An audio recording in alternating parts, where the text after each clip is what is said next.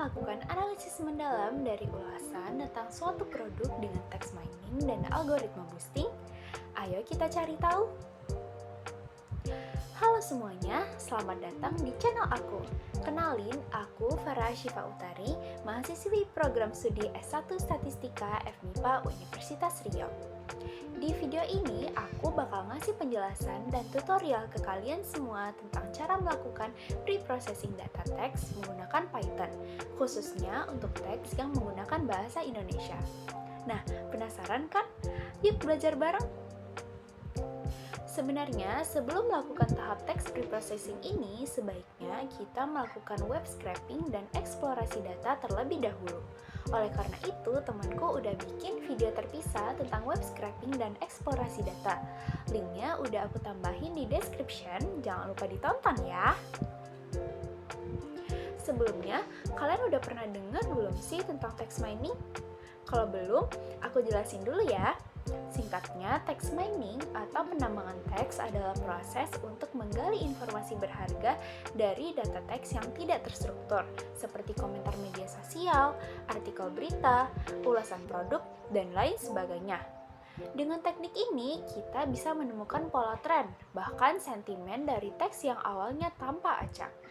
Di tutorial ini, kita akan melakukan beberapa langkah penting, mulai dari text preprocessing, tokenisasi, penghapusan stop words, dan stemming dengan library sastrawi. Lalu, kita juga akan mengekstraksi fitur menggunakan TF-IDF dan akhirnya menyiapkan data untuk digunakan dalam model machine learning. Dalam hal ini, kita akan menggunakan model XGBoost. Jadi, langsung aja kita mulai. Tahap pertama yang akan kita lakukan yaitu text preprocessing. Langkah pertamanya adalah mengimport library. Nah, bisa dilihat dengan fungsi-fungsi berikut, kita bisa menginstal library yang dibutuhkan nantinya. Di sini ada library re dan string yang bisa digunakan untuk memanipulasi teks. Lalu ada library NLTK yang bisa digunakan untuk melakukan tokenisasi dan stop words. Lalu ada library pandas untuk membaca dan mengelola data. Sintaks selanjutnya adalah sintaks untuk membaca data. Seperti yang bisa dilihat, data yang berformat CSV bisa kita simpan dalam suatu variabel yang bernama df_text. Lalu kita bisa hanya mengambil kolom yang bernama review text untuk melakukan text preprocessing. Langkah selanjutnya yaitu mengubah semua huruf kapital menjadi huruf non-kapital atau huruf kecil. Fungsi yang digunakan adalah def_to_lower buka kurung text dan dilanjutkan dengan sintaks selanjutnya. Langkah ini penting agar analisis data teks menjadi konsisten. Misalnya, di teks itu ada tulisan atau kata Spotify yang menggunakan huruf S kapital. Nah, kalau misalnya kita tidak mengubah semua huruf menjadi huruf kecil, maka tulisan Spotify menggunakan S besar dan tulisan Spotify menggunakan S kecil akan dinilai kata yang berbeda. Sehingga agar data menjadi lebih akurat, kita bisa menyeragamkannya semua menjadi huruf kecil atau huruf non-kapital. Langkah selanjutnya adalah mengubah kata tidak baku menjadi kata baku. Kita bisa menggunakan fungsi def expand_construction buka kurung teks, construction dig_dict dan dilanjutkan dengan fungsi-fungsi selanjutnya. Banyak ulasan yang menggunakan kata tidak baku seperti kata ga atau kata udah. Nah, dengan adanya fungsi ini, kita bisa mengubah semua kata yang tidak baku tersebut menjadi bentuk bakunya. Misalnya kata ga tadi bisa berubah menjadi tidak, atau kata udah menjadi kata sudah. Nah, seperti yang bisa dilihat nih, kata tidak bakunya banyak ya, dan kita harus lebih teliti ya dalam membuat fungsi ini. Selanjutnya, kita bisa melakukan penghapusan angka. Langkah ini bisa menggunakan fungsi def, remove underscore numbers, buka kurung teks, dan dilanjutkan dengan fungsi-fungsi selanjutnya. Kenapa dilakukan hal ini? Karena angka biasanya tidak relevan dalam analisis sentimen, jadi kita bisa hapus saja dari teks yang ada. Langkah selanjutnya yaitu menghapus tanda baca. Menghapus tanda baca ini kita bisa gunakan fungsi def remove underscore punct, buka kurung teks, dan dilanjutkan dengan fungsi lanjutannya. Tanda baca seperti titik, koma, dan tanda seru itu sebaiknya dihilangkan agar tidak mengganggu pemrosesan atau analisis selanjutnya. Langkah selanjutnya yaitu menghapus white noise atau spasi yang berlebih dengan menggunakan fungsi def to underscore strip, buka kurung teks, dan dilanjutkan dengan fungsi selanjutannya. Fungsi ini dapat merapikan spasi agar teks tidak memiliki spasi atau white noise yang berlebih di awal, di tengah, ataupun di akhir kalimat. Selanjutnya yaitu langkah tokenisasi. Langkah tokenisasi ini bisa kita gunakan fungsi atau library dulu ya. Kita harus meload library-nya dulu, yaitu library from nltk.tokenize import word underscore tokenize. Lalu dilanjutkan dengan fungsi-fungsi selanjutnya. Tokenisasi ini bisa memecah kalimat menjadi kata-kata yang terpisah. Hal ini penting untuk melakukan analisis kata per kata. Langkah selanjutnya yaitu menghapus stop words.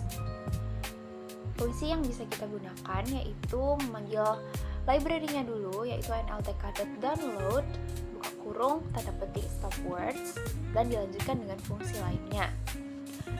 Stop words adalah kata-kata umum seperti dan, di, ke, dan lainnya yang tidak punya makna penting dalam analisis. Kita juga bisa menyesuaikan list kata-kata ini dengan menghapus atau menambahkan kata-kata tertentu. Oke, selanjutnya kita bisa melakukan bisa ngecek dulu ya. Sebelum ke langkah selanjutnya, kita bisa ngecek dulu nih stop words tadi fungsinya berjalan dengan baik atau tidak ya. Nah, kita bisa melihatnya di tabel ini. Langkah selanjutnya yaitu stemming. Nah, di langkah stemming ini kita bisa menggunakan library sastrawi.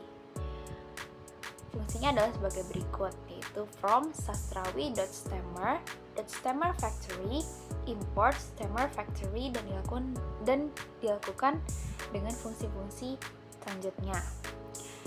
Langkah stemming ini berfungsi untuk mengubah kata menjadi bentuk dasarnya. Misalnya ada kata mendengarkan, lalu dibuang imbuhan-imbuhannya menjadi hanya dengar, atau kata ulasan bisa berubah menjadi ulas.